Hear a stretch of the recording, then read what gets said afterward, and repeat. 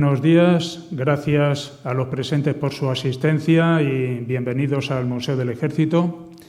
Hoy nos honramos con la presencia del Teniente General del Ejército de Tierra, retirado, excelentísimo señor don César Muro Benayas, con ocasión de la presentación de su nuevo libro, Fronteros en la Reconquista.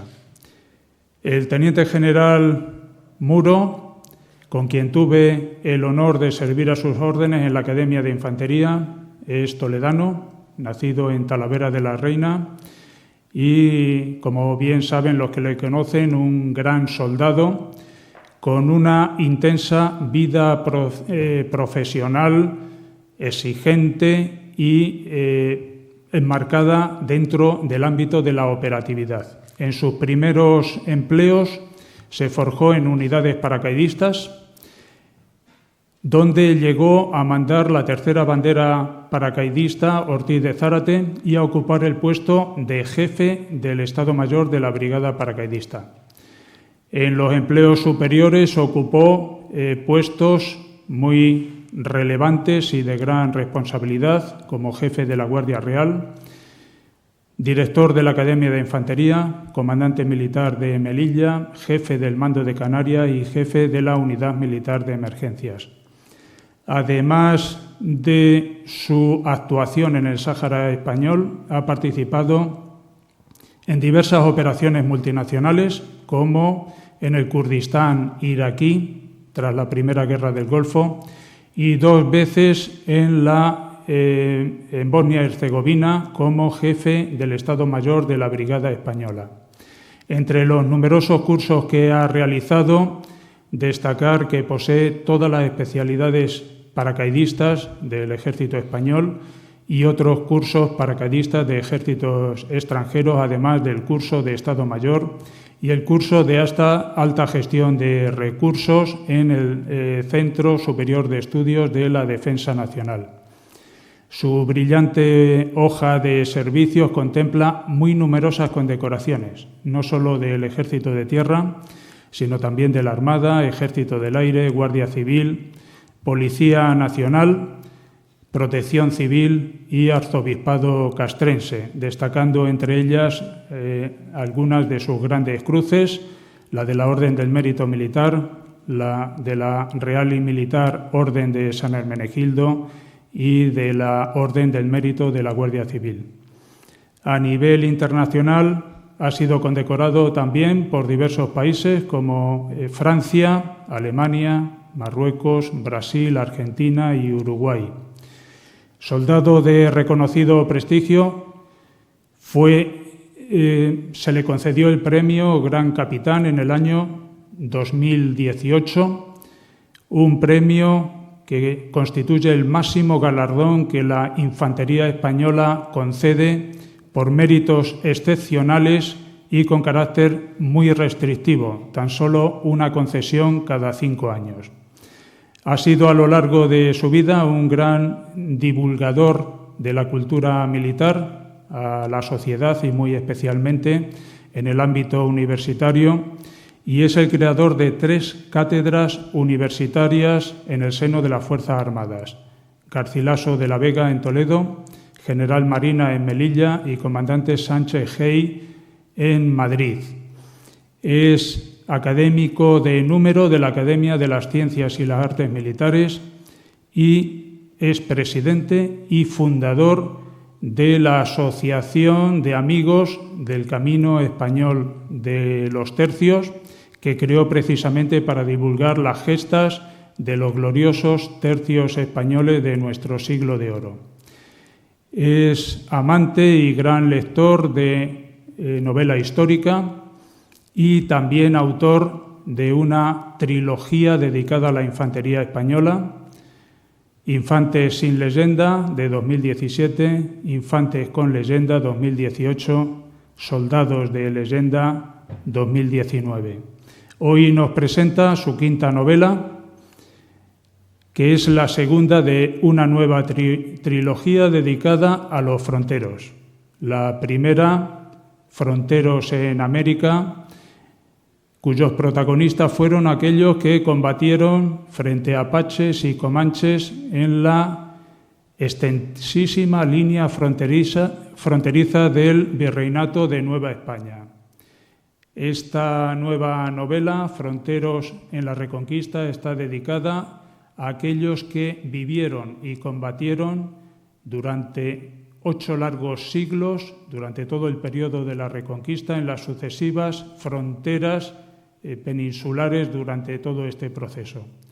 La novela se enmarca históricamente en la fase final de la Reconquista, en la Guerra de Granada entre 1482 y 1492, que supuso el fin, la derrota del reino nazarí y la recuperación total del territorio peninsular. Y su trama gira en torno a la figura de don Gonzalo Fernández de Córdoba, el gran capitán, cuya vida sale a la luz de la mano de los que son los protagonistas de esta novela, sus cuadrilleros, unos personajes no suficientemente conocidos, pero que nos desvela y nos descubre en su novela el general Muro, unos hombres abnegados, comprometidos y con un extraordinario espíritu de sacrificio que servían a sus señores con lealtad y con valor. Mi general, es un verdadero honor tenerte aquí con nosotros.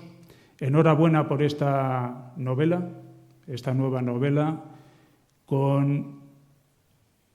a la que has dotado de frescura y con un carácter muy ameno, y que además, fruto del trabajo de investigación que has realizado, le das también un sustento y en rigor histórico, de manera que te tenemos que agradecer también tu incansable actividad en la difusión de nuestra historia y que además, a través de las novelas, pues es una forma más asequible para el público en general, a través de la narrativa fácil y fluida de tu prosa, hacerle llegar al ciudadano nuestra historia de una forma atractiva, amena y asequible. Muchas gracias, mi general, y sin más estamos expectantes y esperando tus palabras.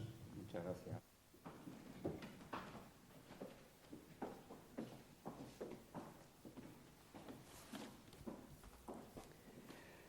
Bueno, buenos días. Mi paso por Toledo con una novela siempre es obligado. Siempre acudo a mi tierra y a este museo porque es la cuna de la infantería y la cuna de mi vida. Bueno, pues como bien ha explicado nuestro general, ahí tenéis Fronteros en la Reconquista. Ya lo he dicho siempre, las portadas me las hace un buen amigo, que es Pablo Moreno Delgado, coronel del Ejército y de Infantería, que es un gran acuarelista y me hace un cuadro, me dedica un cuadro, y en este caso es este que tenéis ahí, que se llama Asedio de Loja, 1486. Escaramuza nazarí contra la artillería real. Pablo no solo esta vez me ha hecho la portada, sino que ha hecho muchas plumillas que están metidas dentro de la novela, porque él vive en Sevilla ahora y como es un terreno cercano a su casa y está jubilado también, pues coge sus pinceles y se ha ido al campo, y con la novela que le di, el bruto de la novela, pues ha ido haciendo semblanzas de lo que sería aquella zona. Con lo cual, bueno, pues me ha enriquecido más la novela. Yo busco siempre que las novelas tengan un gran rigor y siempre me gusta citar la bibliografía, luego hablaré de ellos.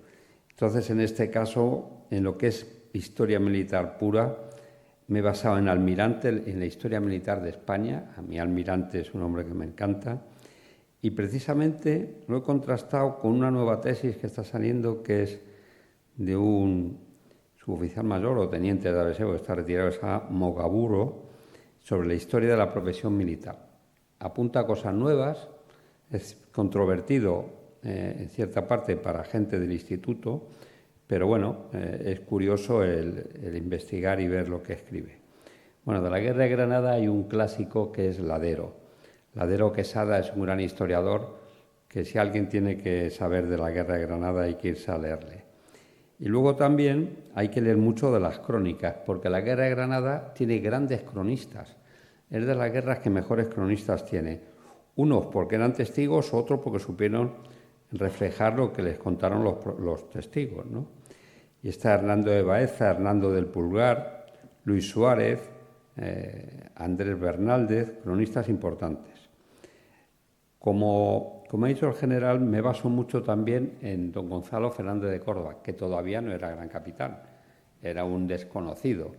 Es la bibliografía desconocida de este gran militar y que se ha escrito muy poco, porque del gran capitán sabemos muy poquito de la Guerra de Granada y menos de su juventud y mucho de las campañas de Nápoles, ¿no?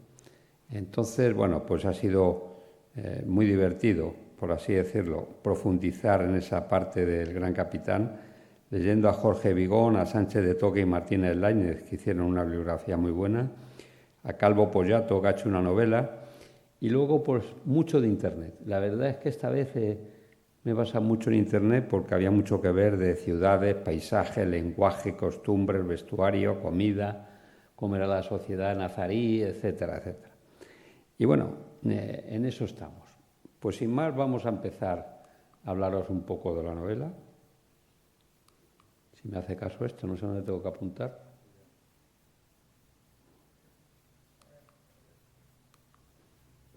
¿Dónde hay que apuntar? Arriba. Ahora, una pequeña introducción. Vale. Bien, estas son las novelas que he escrito, como viene a contar nuestro general. Estamos en Fronteros, estoy presentando la del centro, Fronteros en la Reconquista, y me queda pendiente otra que será en Europa. Seguramente me basaré en la división del general de la Romana en la Guerra de la Independencia, que es algo poco conocido y una circunstancia tremendamente difícil para los que se quedaron allí abandonados. Mis novelas, yo he sido sobre todo lector. Entonces, cuando me jubilé y dije, pasaba la reserva, dije, voy a iniciar este camino del novelista, me propuse estos 4 principios. Primero, que fuesen amenas, porque yo he leído mucho y la verdad que lees muchas veces cosas que aguantas por puro pundonor, ¿no? Amenidad, que tengan rigor histórico. Para mí en la novela histórica es esencial. Que sean sencillas y que anden por las 400 páginas. Yo en las novelas gordas la verdad es que me cuesta mucho cuando veo 700, 600, 900, ¿no? Entonces procuro andar en torno a las 400 y hacer una novela sencilla, con párrafos cortos, etc. Y con ese estilo, pues he empezado esta también. Una novela histórica viene a ser algo parecido al tejido, a hacer una alfombra. Es muy gráfico y a mí me gusta contarlo así, ¿no? Como saben, una alfombra tiene 2 partes, la trama y la urdimbre. La urdimbre son esos cordones azules que en este caso van a ser la historia. Y la urdimbre es sagrada, absolutamente sagrada. Y sobre la urdimbre se hace la trama, que es con diferentes personajes, pues ahí ven los diferentes colores que van a dar lugar a esa alfombra. Y al final, como ven ahí a la derecha, pues es una alfombra que sucesivamente tiene unas secuencias, unas escenas que se van desarrollando y ahí tienen lo que es una novela histórica, ¿no?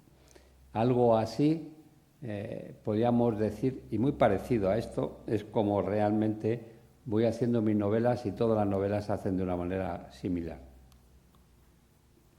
Vamos a hablar entonces de la historia, porque con independencia de que lean la novela o no, lo importante es dar una lección de historia. A ver si arranca esto. Vale. Empecemos por el reino nazarí. El reino nazarí, 30.000 kilómetros cuadrados, venía a ser más o menos, debe ser Pilas, digo yo, venía a ser una tercera parte de lo que es la Andalucía actual. Eran las 3 provincias principales, Granada, Almería y Málaga.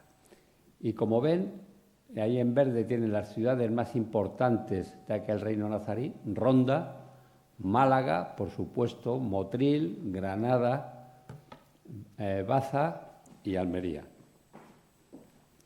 Y desde Castilla, las 3 o 4 ciudades desde donde se dirigió esta guerra fueron Algeciras, Córdoba, Antequera, Jaén Poco y Lorca.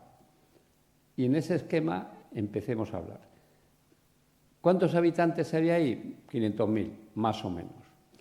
En amarillo, la zona frontera. ¿Qué era la zona frontera? Donde trabajaban los fronteros, que como ven es una zona ancha, difícil de delimitar, donde los castellanos intentan meter colonos y los nazaríes intentan evitarlo. Es la lucha de los fronteros de un lado y de otro. ¿Cómo era esto? Este reino realmente era absolutamente opuesto a lo que era Castilla. Era tremendamente rico. El reino nazarí, comparado con Castilla, no tenía nada que ver. Era muy rico en todo. En La Vega, el terreno que rodea Granada por el oeste, era el corazón de este reino y tenía una riqueza absoluta.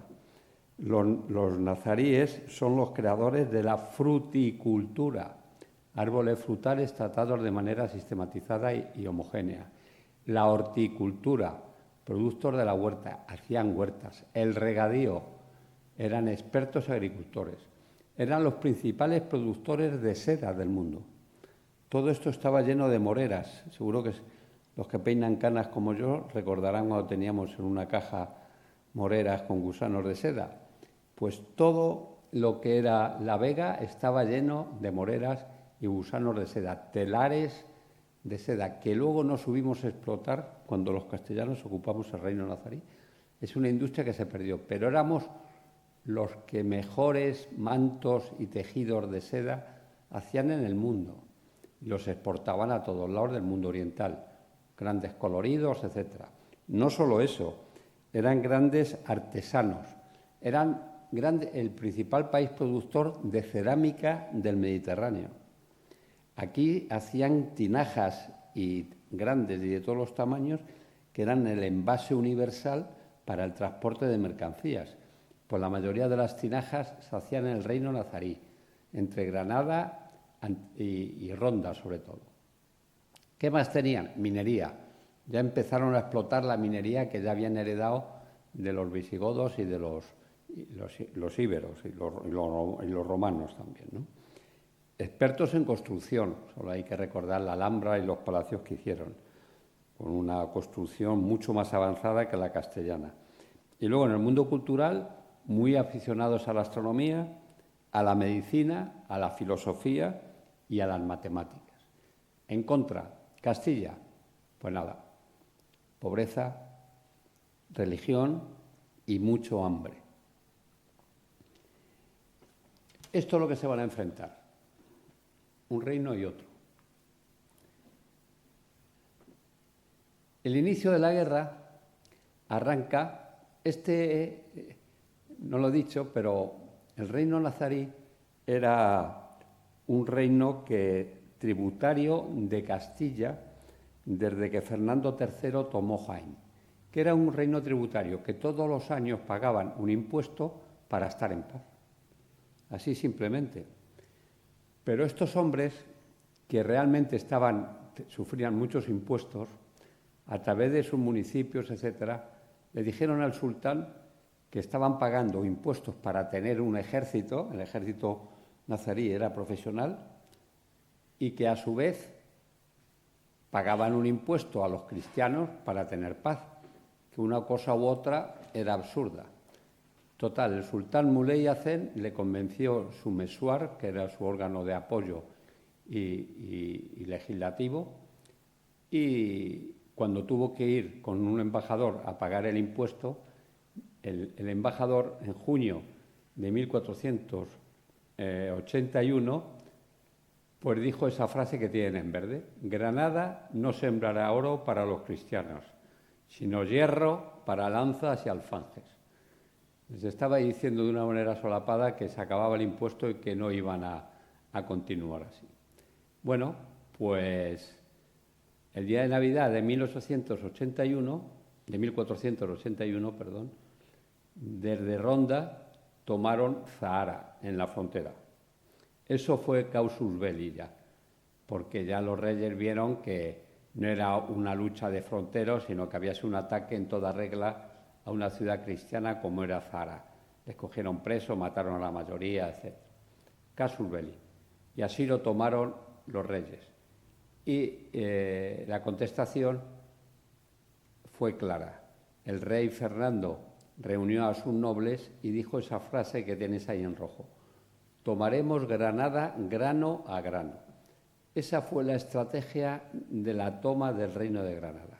Poquito a poco, grano a grano, consiguiendo siempre superioridad en un punto para tener la ventaja táctica, y a la vez lo hacían porque la reina, que era la jefe del Estado, él era el guerrero, él era el táctico y el estratégico y el estratega, pero la reina dijo que ella quería que la campaña guerrera fuese como ocurría en aquellos tiempos, primavera-verano, pero que en otoño e invierno se metiesen colonos.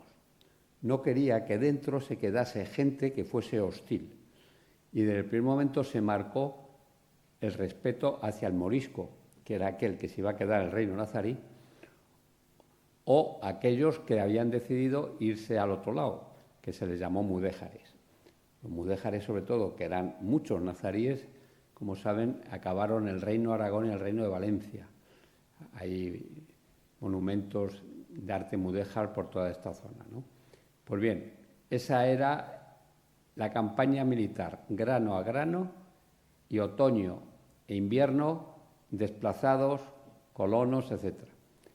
Jamás se impuso nada, de tal forma que aquel que quería quedarse, bajo el concepto de morisco, permanecía allí. Y aquel que quería irse a África, que en África ya había muchos, y estaban fundando Fez, que es una ciudad que fundaron los nazaríes, pues se les ponía un barco y pasaban gratis. Vendían sus bienes y les pasaban gratis. O sea que el trato de los castellanos hacia los nazaríes en ese aspecto fue absolutamente fuera del contexto histórico de aquel momento. Lo que está claro es que nos vamos a enfrentar, allí tienen un cuadro en azul en el que he copiado solo 2 estrofas de unos versos de Mitchell Hope que son muy gráficos. Tiempos difíciles hacen hombres fuertes, Castilla. Tiempos fáciles, hombres débiles, los nazaríes. Y eso es lo que estamos viendo y lo que ocurrió en la Guerra de Granada. Por un lado, además, 2 grandes monarcas, Isabel y Fernando, que habían luchado sobre todo en los últimos años por la unión. Después de la Guerra de Sucesión con Portugal, hay 3 años hasta que se inicia esta guerra en el que los reyes católicos se dedican a poner orden en la nobleza, porque entre ellos estaban a tiros y en guerra. Por ejemplo, el gran capitán estuvo preso 3 años de su primo. Así, 3 años le tuvo preso. Luego hablaré un poco de eso. Y como eso había miles de casos. La orden militar de Santiago estaba dividida en 2 trozos y 2 maestres que se odiaban unos a otros y entraban en guerra dentro de la orden de Santiago. Bueno, pues los reyes católicos tuvieron la ventaja de que llegaron con toda Castilla unida. Ahí esa estrella que pongo al final de la transparencia viene a significar eso. Entran en combate con una Castilla unida. Porque por el otro lado era todo lo contrario. La dinastía nazarí, que los reyes católicos, bueno, todavía no se llamaban católicos, vamos a llamarle Isabel y Fernando, todavía no tenían el título de católicos, se preocuparon de mantener siempre enfrentada, tenía 2 ramas. Muley y Hacén, el sultán, tenía un hermano, el zagal, excelente militar, estaba casado con Aisha Lahorra, personaje tremendo, muy de novela, y tenía un hijo, Boabdil, que de acuerdo a la dinastía nazarí, que tenía 300 años, era una dinastía cualquiera, era más vieja que la de los Borbones. Pues Boabdil, Muhammad XII, ocurre que este hombre se encapricha de una cristiana, Isabel de Solís, a la que se le pone el nombre de Soraya cuando se islamiza, y rompe con su mujer, con Aisha Lahorra, con su mujer principal. Y con Soraya tiene un hijo. No ese es el nombre original, es el posterior, Juan de Granada, pero él lo que hace es, quiere romper la dinastía y la herencia de Boabdil. Para eso se apoya en su hermano el Zagal y quiere romper eso. Y que la dinastía se oriente por esa línea verde que tienen ahí. Eso da lugar a una separación entre los dos sultanes, porque conviven mucho tiempo Boabdil y Muley Hacen. Luego muere Muley Hacen y el Zagal pasa a ser el sultán, porque nunca se acepta que fuese por esa rama Boabdil, y hay un enfrentamiento continuo en el reino nazarí. Muy ricos, muy débiles, y encima con una monarquía y con un Estado partido en dos. Bien, ¿quién combate aquí? Dos ejércitos. No eran ejércitos porque no existía todavía el ejército, como sabemos, ¿no? Por un lado, Isabel y Fernando, los católicos, apoyados por una corte, y los continos, que como saben eran esos hombres de corte que venían a ser sus asesores en todo, y ellos formaban anualmente la hueste real, no el ejército. La formaba un ejército permanente, que eran las guardias del rey. Eran 8 compañías y subieron a 20 en la guerra, 20 capitanías los llamaban. Las órdenes militares, que eran los fronteros por excelencia, además de los nobles que vivían en la frontera, principalmente en esta zona, Calatrava y Santiago, crean la artillería real. Esos son, digamos, bueno, las órdenes militares las paga la Iglesia. Son militares permanentes, son monjes, soldados, y las paga la Iglesia. Y la artillería real, que se crea en la Guerra de la Independencia, precisamente pasa a ser permanente. Y por acostamiento, es decir, de acuerdo al presupuesto que aprobaba las Cortes de Castilla, se le daba un dinero para la movilización. Por acostamiento, anualmente aparecían las mernadas de los nobles. Los señores, con su gente, aparecían las hermandades, por supuesto, y las milicias concejiles. Las hermandades, como saben, eran una especie de guardia civil que tenían los municipios, ¿no? Y las milicias de los consejos. Y más adelante también desplazaban las armadas, que no era ni armada, ni era ejército, ni era nada, ¿no? Pero era armadas aragonesas, sobre todo de Sicilia, y algunos barcos castellanos, para hacer un bloqueo naval en toda la costa para impedir que se retroalimentase el reino nazarí. Enfrente, el sultán, asesorado por un messuar, que, como os he dicho, no solo no era como ministro, sino que además era un órgano colegiado que hacía las leyes y el poder legislativo también. Y tenía un ejército que era el Yun, así lo llamaban, permanente a Abencerrajes y los Cegríes. Estos eran nobles principalmente, y los Abencerrajes venían de la Cora de Raya. La Cora de Raya era Málaga, procedentes de Málaga, y los Cegríes venían del otro lado, de origen bereber, en el norte de África, bereber principalmente. ¿Y quién más tenían? Profesionales, elches, que eran renegados cristianos, con H o sin H, como lo queréis llamar. Cenetes, que eran mercenarios que venían del Atlas, más al sur de los bereberes, y almogávares rondeños. Esto era lo que formaba el Yun, que era un ejército permanente, y estaba repartido en las guarniciones. Las guardias, etcétera, los alcaides, pues tenían estos cenetes normalmente. La guardia del sultán eran elches, porque no se fiaba de nadie, prefería que fuesen profesionales renegados, cristianos.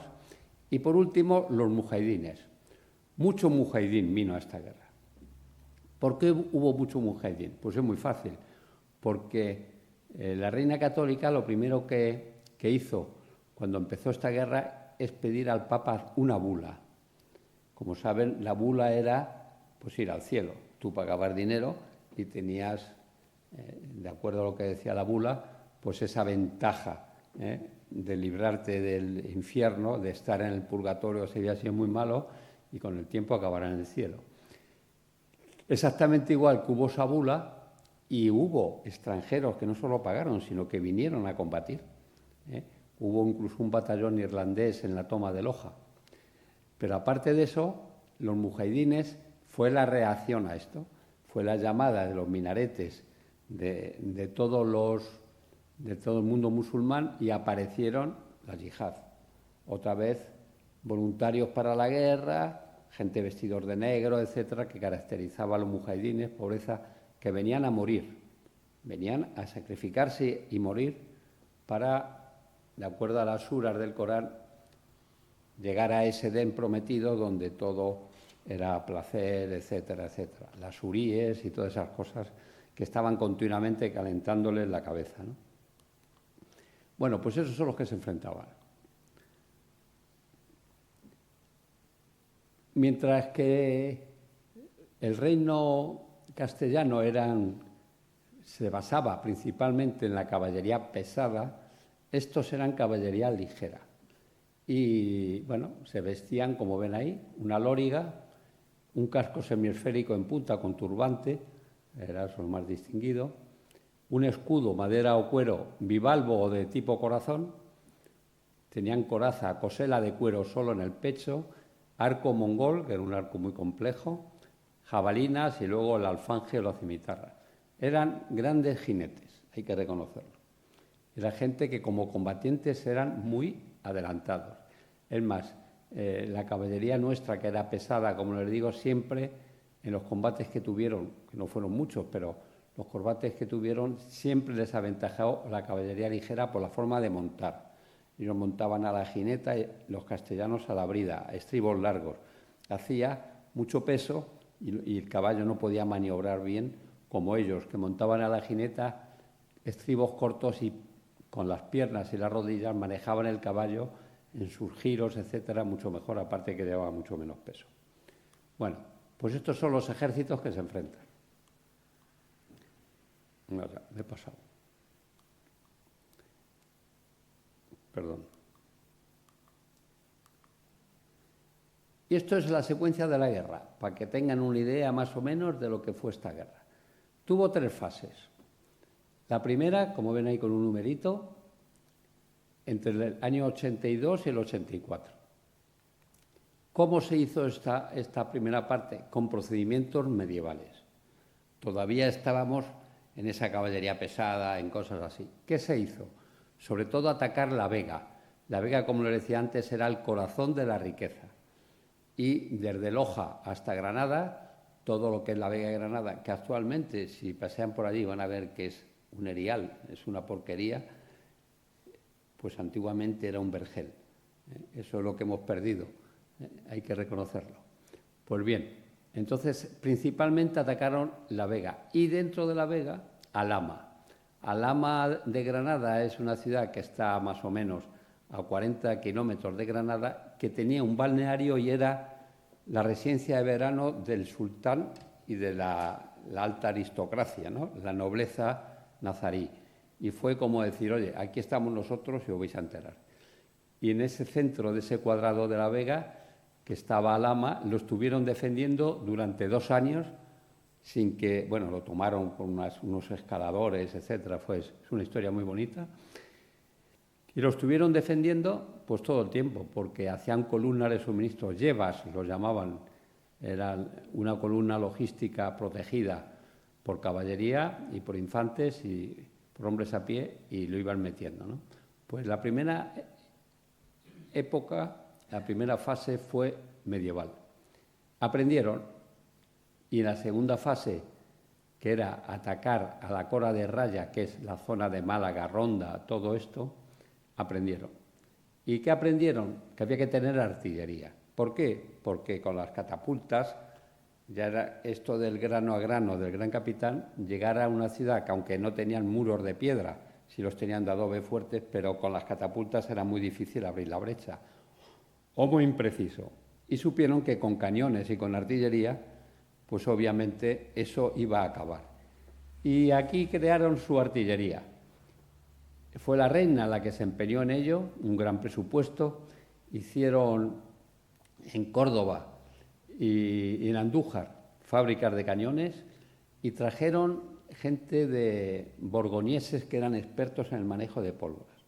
Son los primeros que vinieron aquí a manejar y los que nos enseñaron a utilizar la pólvora, etc. Y se creó esa artillería real que iba a ser esencial para la guerra de sitios. También aprendieron que había que tener una armada en el mar para aislar absolutamente todo suministro y toda salida de barcos del reino nazarí. Es curioso, pero bueno, esto es lo que había, ¿no? Sin duda alguna. No fue, aunque los historiadores dicen que Ramírez de la Madrid es el creador de la artillería, sí, bueno, ese era el consejero real que consiguió la artillería y desde una manera como un cotino pegado a los reyes consiguió material, etcétera. Pero el que realmente mandaba la artillería era un capitán, Fernando Rejón. Y Fernando Rejón es aquel artillero que va utilizando la artillería en todos los sitios. De ahí aprendemos y nos va a dar luego una gran ventaja a lo largo de la guerra, ¿no? En las guerras futuras, el manejo de la pólvora, la humedad, la temperatura, el hacer saquetes, etcétera, etcétera. También aprendieron la logística, porque en la guerra medieval combatían 4.000 jinetes, 5.000, etcétera. Pero para Málaga el acostamiento llegó a 90.000 hombres. Lo que pagamos, aprovechando toda la fuente de financiación de la reina, llegaron a 90.000 hombres, cuando Sevilla tenía 20.000 o 30.000. O sea, que montamos una gran ciudad en torno a Málaga. Claro, eso era tremendamente costoso y diferente. Entonces la reina se empeñó en esto de la logística, ¿no? No solo el trasladar grandes carros con bueyes, la artillería, sino el llevar todo aquello, como decía la reina, que no falte de nada. Todo aquello para que no faltase de nada, para que las tropas cristianas estuviesen sobre el terreno viviendo sin ningún problema. Aquí empiezan a aparecer también los azadoneros haciendo caminos. Hasta esa época, y el reino nazarí principalmente, todo eran sendas, eran caminos de herradura, ¿os acordáis, no? Entonces había que hacer caminos carreteros, autopistas de la época. ¿Para qué? Para mover las carretas que llevaban la artillería y la logística. Entonces, delante de las tropas o con las tropas había un gran trabajo siempre de camineros abriendo caminos que eran, pues eso, azadoneros, hacheros, etcétera, etcétera. Bien, esa campaña tiene 3 hechos importantes: Álora, Ronda y la toma de Málaga. Las 3 aparece la artillería, zumba y, bueno, primero se les pide que se rindan, no se rinden, pega la artillería, echan abajo una parte de la muralla y ya empiezan a negociar, ¿no? Y obviamente no solo estas ciudades, sino las otras van rindiéndose. Málaga es diferente, es la gran batalla que hay aquí. En esta guerra de la Reconquista, Málaga y Baza son 2 grandes batallas. Y en Málaga, bueno, pues salían, realmente hay que reconocer que uno de los grandes líderes de ellos, que era el jefe de, a ver si lo tengo por aquí el nombre, perdón, que era el jefe de los que estaban allí refugiados, en concreto Ahmed el Zegri, perdón, que se me olvidaba el nombre. Este es el que decide que Málaga no se rinde, ni cañones ni nada, que allí, como el Alcázar, todos mueren. Bueno, pues hay grandes batallas fuera, en el exterior se vuelven a refugiar en Málaga, etcétera, pero el sitio, el hambre, etcétera, hace que los nobles malagueños le traicionen, a veces el Zegri, y pacten con el rey católico, ¿no? Al final se entrega Málaga, sufren mucho porque mientras que los demás, si se rendían, no había ninguna fuerza ni ninguna imposición de ningún tipo, mientras que en Málaga fue al revés. En concreto, tuvieron que pagar por cada persona, para que no fuese esclava, 30 doblas por persona. Una dobla venían a ser aproximadamente unos 4 gramos de oro, y 30 doblas era un dinero en aquella época, ¿no? Bien. Esa es la segunda fase. La tercera fase, antes de empezar, hay una especie de plante de las Cortes de Castilla. Le dicen a la reina que no hay dinero, que no podemos seguir pagando ejércitos tan numerosos, no hay forma de pagarlo. Y era así. Entonces la reina recapacita y dice, bueno, hay que buscar una solución. Y los cotinos empiezan a pensar y les dan una línea de acción. Y era amenazar, disuadir y sobre todo comprar voluntades. Nos vamos a la zona de Almería, la Cora de Pechina, desde Málaga al otro lado, ¿no? Y efectivamente aparecen allí antes espías y gente que van hablando con los alguaciles y los jefes de las guarniciones y de las plazas de la zona de Cora Pechina, de la zona de Almería, y van comprando voluntades. Gente rica que ven que si se entregan no va a pasar nada, que les van a dejar seguir viviendo con sus costumbres, etcétera, y que si no va a aparecer el rey con los cañones y le va a destruir y les va a matar a todos. Bueno, pues de esa forma, ese acostamiento anual de 90.000 pasa a 20.000, nada más, y la mayoría logísticos. Entonces se presentaban en las puertas de los pueblos de Almería, ponían los cañones y se rendían. Se rendían porque ya les habíamos pagado a los jefes, en la realidad, y porque realmente el miedo del trueno del cañón y tal era tremendamente disuasivo. Bueno, pues así cayó toda la Cora Pechina. En aquella época el zagal era el sultán de una parte, el otro estaba en Granada, que era Boabdil. El zagal se resistió y en el año siguiente, en el 89, una gran batalla en Baza, está muy bien narrada en la novela, y luego Almería y Guadix, hasta que se entrega el zagal. Bueno, el zagal se entrega y aparece otro gran gesto de habilidad del rey Fernando. No le corta el cuello, no le mete en la cárcel, no hace nada de eso. Le paga. Y le dice 20.000 castellanos, cada castellano 4 o 7 gramos de oro. Le estaba dando solo en oro lo que actualmente venían a ser unos 40 millones de euros. El zagal dice que sí.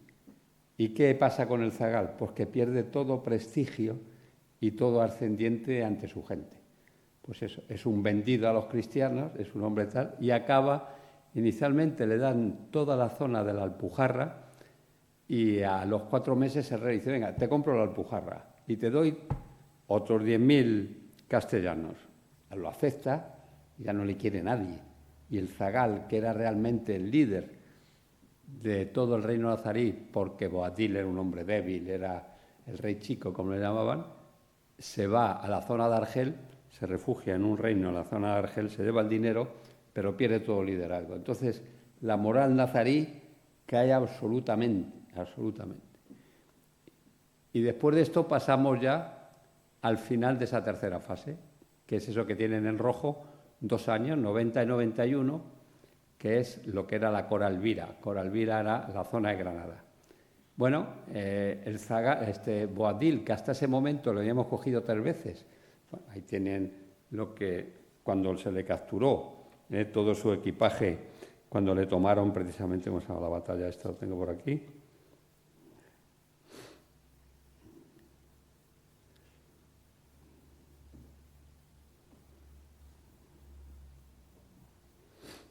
Sí, en Lucena.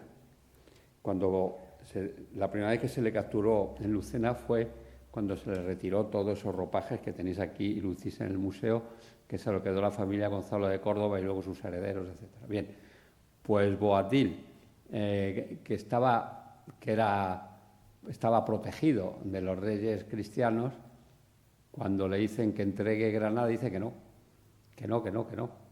entrega Granada. Y 90-91 hay una serie de combates en los alrededores de Granada, es cuando se crea toda la ciudad, todo el sitio, etcétera, alrededor de esta gran ciudad, y al final volvemos a la negociación, a la compra de voluntades, etcétera. Si le habíamos pagado 20.000 castellanos al zagal, pues Boabdil pide 30.000 y 30.000 y entregó Granada. Así de simple. Sí, así de simple. Por supuesto, a los granadinos, etcétera, se les permitió seguir en la ciudad y todo esto, ¿no? Y el que no pasaba al otro lado. Pero realmente fue así. Y esto es un poco lo que fue la guerra y la historia de la guerra, para que tengan una referencia clara. Bueno, pues en este marco histórico nos vamos a los personajes que hacen la trama. El personaje central, tal y como ha dicho el general y se ha apuntado yo, es Gonzalo Fernández de Córdoba en su época de joven, desde los 18 años en adelante. Es una época muy oscura de su vida, una época muy dura. Como dije, estuvo 3 años preso, fue recién casado y precisamente su primo cuando estaba de luna de miel, pues le coge prisionero a él y a su mujer en el castillo de Santaella, se lo lleva preso a Baena y lo tiene en Baena preso 3 años. Y la familia Fernández de Córdoba, su hermano, que era el jefe de la rama, bueno, pues no entra en combate con él porque respeta unos acuerdos, etc. Y este hombre está preso 3 años. En esa prisión está casado, tiene un hijo, se muere, luego tiene otro hijo y muere en el parto su mujer y el hijo. Es un hombre que vive una época muy, muy dura. Ya cuando los reyes en esta pugna entre la nobleza le liberan y le recompensan, le dan un castillo, pero este hombre no tiene dinero ni fuentes, y al final le dan una capitanía de la Orden de Santiago. Y aparece como jefe, como adalid, como era el nombre, de una capitanía en la Orden de Santiago y está de frontero durante 3 años. Ahí empieza ya a hacer grandes experimentos y grandes adelantos en la táctica y en la forma de combatir. Gonzalo Fernández de Córdoba tiene un ayo era un secretario que era el que le educa, porque este hombre era hijo del frontero mayor de Andalucía que muere cuando él tiene 2 años y lo que tiene es un educador, y es Diego de Cárcamo, que es un cordobés que a este hombre le educa, y le educa no solo como un señor de aquella época, sino le hace tremendamente culto. Gonzalo Fernández de Córdoba hablaba árabe perfectamente, como si fuese un doctor del Corán, hablaba italiano, hablaba francés, un hombre tremendamente culto. Dicen que conocía toda la guerra de las Galias, la historia de Julio César de carrera, etcétera, y era un hombre preeminente y que destacaba en todo, ¿no? A pesar de su juventud y de ser un secundón, pues no era otra cosa. Entonces Diego de Cárcamo, ya pensando en él, dice que este hombre tiene que tener cuadrilleros, que es, como veis, los que le van a dar trama a la novela. Los cuadrilleros son eso, como la cuadrilla de un torero, aquellos hombres que auxilian a un señor. Y esto aparece por primera vez en las cántigas de Alfonso X el Sabio, el papel de los cuadrilleros, lo que hacían, etc. Entonces aparecen unos cuadrilleros, esto es ficción en la novela, entonces la novela está toda la trama unida a la vida de estos cuadrilleros desde que les capta Diego de Cárcamo como adolescente, ¿no? Le coge como adolescentes y cómo es su formación, entre comillas, formación militar, académica, etcétera, y cómo van luego combatiendo junto a don Gonzalo Fernández de Córdoba. Y por el otro lado hay una serie de personajes históricos que van dando vida a la historia, evidentemente. Están los reyes cristianos, Boabdil y su madre, personaje malo y novelado como nadie puede pensar, Muley Hacén, el sultán que da nombre al Mulhacén. ¿Sabéis? Muley Hacén, cuando muere, encarga a su mujer que le entierren lo más cerca de Dios. Entonces le lleva al monte más alto, que era el Mulhacén. Por eso se llama Mulhacén. Y le esconden en una cueva y los granadinos todavía siguen buscando a Muley Hacén. Todavía no hemos dado con los restos de Muley Hacén, pero vamos, está certificado que está enterrado en el Mulhacén. Muley Hacén y su hermano el Zagal, personajes de la corte cristiana, personajes musulmanes, etcétera, ¿no? Todo esto está ambientado y esto es lo que la trama va haciendo la novela. Y esta es la estructura. Empezamos 10 años antes de la guerra en la frontera, formando a esos cuadrilleros, viendo cómo vivían los fronteros, la vida en la frontera como era, que era tremendamente dura. Hay otra segunda fase, que es la guerra, que empieza en 1482, y otra tercera fase de la novela, que ya es Granada, y el desenlace final de la guerra y de toda la trama de los personajes. ¿Qué se puede ver aquí? Bueno, pues la primera parte es eso, el culto a la familia, la amistad, la lealtad, la formación de estos cuadrilleros, la superación, el esfuerzo que se les exige, la vida de don Gonzalo, resignado, tenaz, la ilusión, la pasión que pone en todo y cómo al final, bueno, pues consigue salir a flote de ese mundo gris que tiene en su juventud.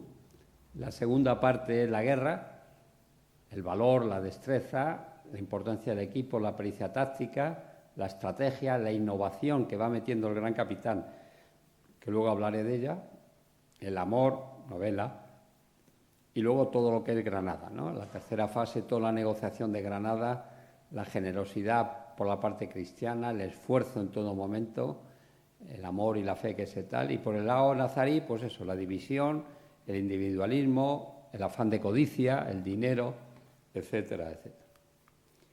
Tiene 3 anexos la novela de personajes, de glosario de términos y de láminas y mapas. Al final, es muy importante porque utilizo muchos términos de la época y hay que familiarizarse con ellos. Y bueno, el típico glosario de personajes y láminas y mapas para ir viendo cómo va la guerra y en cada momento. Y por último, ya que estoy aquí, y muchos de ustedes son investigadores históricos, les voy a contar un poco algo de la táctica militar o lo que ganamos, lo que avanzamos en la guerra de Granada. La revolución militar que producen las pólvoras, la aparición de la pólvora, nosotros la tuvimos antes que el resto de Europa. La tuvimos aquí, en la guerra de Granada, y combatiendo precisamente con los nazaríes y castellanos, que ambos eran grandes soldados, grandes guerreros, eran grandes guerreros. Entonces, se sacaron grandes enseñanzas de esta guerra de Granada, que es lo que permitió, cuando el gran capitán va luego a las campañas, estar muy por delante de franceses en las batallas que todos conocemos, y que siempre estuvimos muy por delante hasta los años 40 o 50 de todas las tácticas europeas, hasta que nos copiaron, porque los demás ejércitos estaban en la Edad Media todavía. La caballería pesada francesa seguía manteniéndose hasta que la derrotamos en Pavía de una manera tremenda, ¿no? Y cogimos a su rey preso. Bueno, pues esa estrategia grano a grano del gran capitán hizo que el asedio nos hiciéramos maestros del asedio. Entonces, las bastidas de los cristianos, las torres de asalto, se perfeccionaron hasta no sabéis cómo. De tal forma de que con saeteras que disparaban con ballestas, el acercarse hacían que limpiaban absolutamente toda la almena del castillo, ¿no? Y que el asalto, con una rampa y gente que subía por escaleras de la bastida, era matemático, ¿no? Era realmente, abrían brecha con la artillería y por los laterales con bastidas los flancos, y por ahí entraba la gente, ¿no? Mientras amagaban entrar por la brecha. Realmente la táctica era impresionante. Entonces ellos ven la importancia de la pólvora, todo el tejemaneje de la pólvora, la humedad, la temperatura, la mezcla, etcétera. Investigamos, somos grandes maestros de la pólvora, de la artillería. Ahí tenéis una foto de la toma de Málaga, que se ven los cañones con los caballos y arrastrados, etcétera. Y se crea el milites armatus, que ahora hablaremos qué es esto. Y de todo esto, de este grande movimiento de tropa, aparece la logística y abrir caminos, los hospitales que los crea la reina Isabel. La logística la manejaba la reina. La gran importancia que tiene la logística para alimentar grandes contingentes de tropas en batalla. ¿Y qué es esto que os digo? El milites, que no es correcto, lo llaman milites armatus, pero yo sé poco de latín, pero yo creo que el nombre es milites armati, creo, o miles armatus, más o menos. No me acuerdo mucho, pero algo de latín recuerdo. Entonces, ¿qué es lo que hacen esto? Mire, la lanza era la unidad de caballería de la Edad Media. La lanza la formaba el caballero con un destrier, que era un caballo de guerra, el escudero, que era el que iba detrás, que le protegía, y un paje. Eso era la lanza, que era una unidad de combate. Ahí lo ven, en ese cuadro medieval de la derecha, La primera línea de caballos tordos, caballos blancos, son caballeros. La de negros que hay detrás son escuderos, son aquellos que van detrás para proteger. Bien, pues una de las cosas que cuando el rey dice nos vamos a dedicar al asedio, el gran capitán coge a su compañía, a su capitanía y dice, se acabó el escudero, y quita el escudero.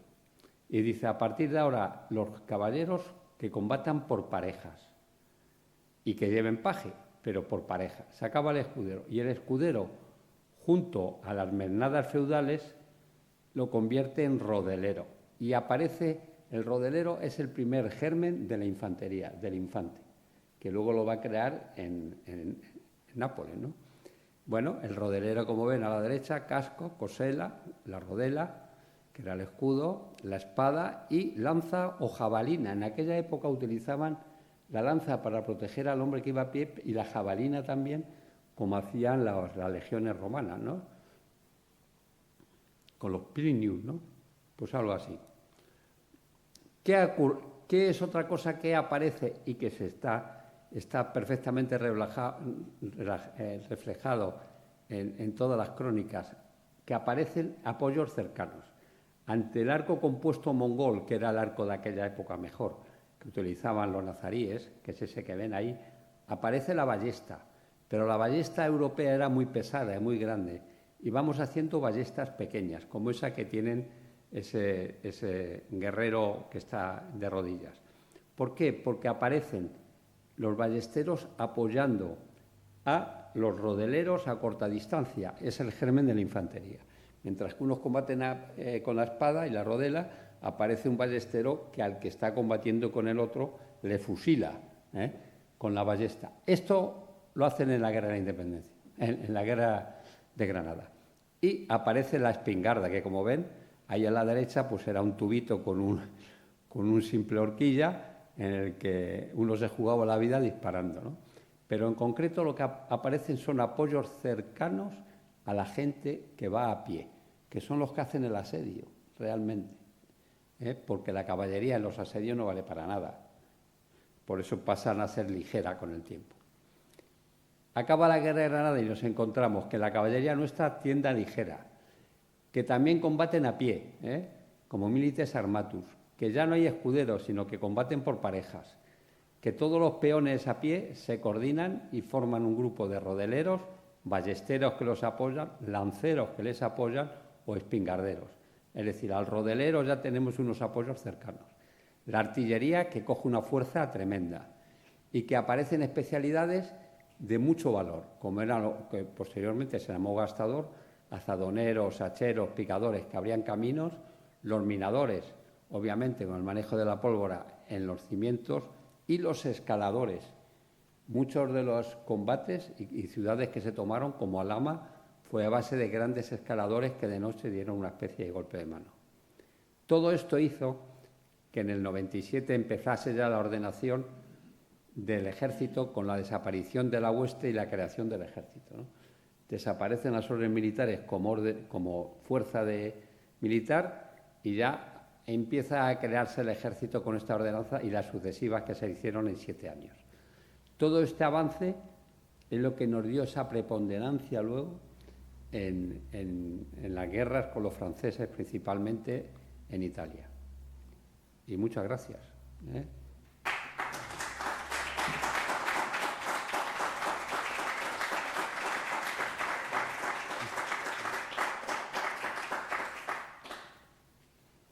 Si hay alguna pregunta, todavía la contesto, si me la sé.